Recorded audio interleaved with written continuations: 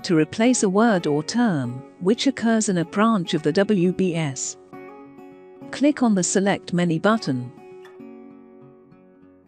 From here you can replace a term at every point where it appears by clicking on the very first level of the WBS. Or you can simply select a single branch in which you need to replace that term. Alternatively, you can use the search bar by which you can easily filter the WBS by word or term and select the occurrences you want to amend. Then, click on the Search and Replace button in the ribbon.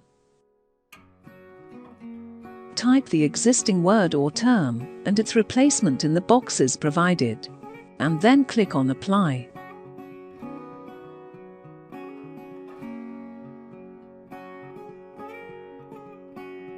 Once completed, click on the Select Many button to go back to normal mode.